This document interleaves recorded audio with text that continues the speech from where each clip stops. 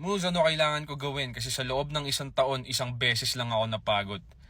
Sinasabi niya parati sa akin na tuwing mag-aaway kami, maghiwalay na lang tayo. And lagi ko siya sinusuyo tuwing nag-aaway sila. Mga kings and queens, quick thoughts. Let's go! Ang tanong niya naman talaga kasi sa akin originally, anong kailangan kong gawin? Mag-move on, tol. Yun ang kailangan mong gawin. Ngayon, bibigyan kita ng dahilan para mas madali mo matanggap.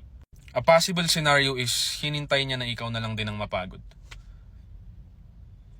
Just waiting for that sign. Waiting for those words na lumabas sa bibig mo. Kasi wala naman talaga siya balak ipagpatuloy yan. Hinihintay ka lang niya na mapagod para matapos na yung relationship ninyo. Yun na yun. Kaya nung siya ang nagsasabi na napapagod siya, hindi kayo maghihiwalay kasi manunuyo kayo. Pero nung ikaw na yun napagod, it was the perfect opportunity para talikuran ka. Para pwede niyang iduro sa'yo na ikaw ang sumuko, hindi siya. Ngayon, ito ang tanong ko.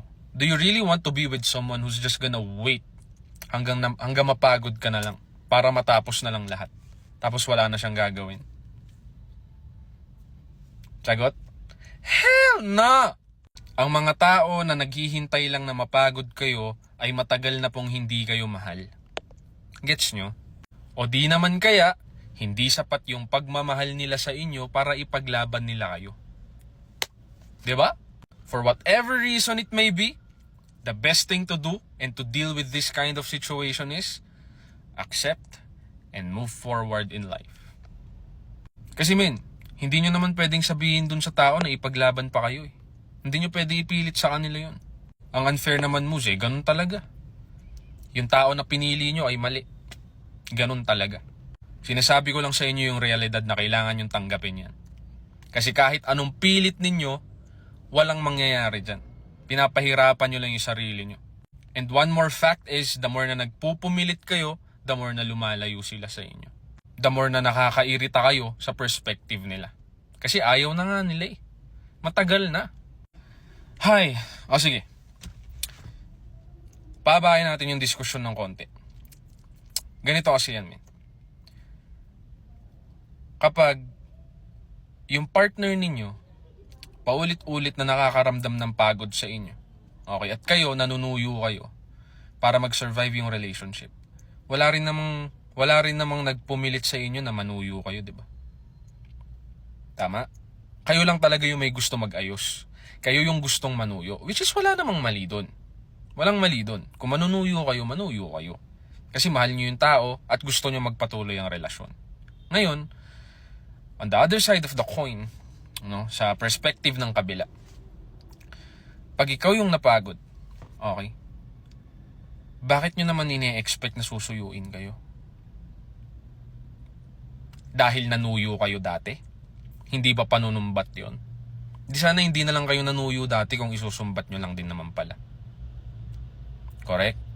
Kaya nga hindi kayo pwedeng manisi sa mga tao na ayaw manuyo. Kasi nga, okay, totoo rin yung mga sinabi ko earlier in this vid. It's true that some of them are just gonna wait hanggang mapagod ka para hindi na sila manuyo at matapos na yung relationship. But what I'm saying right now is also true.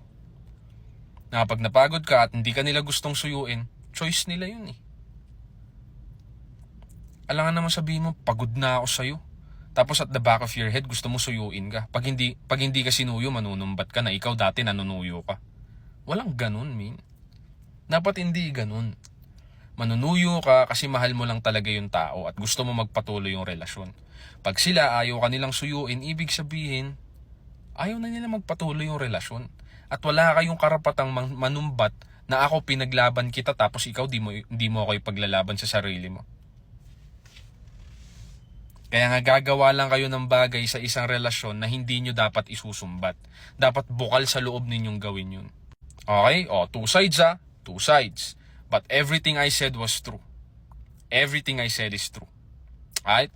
I'll see you in the next vid, my young kings and queens. Stream my new single, If You Want Me. It's available on Spotify and all streaming platforms other than that. Nice!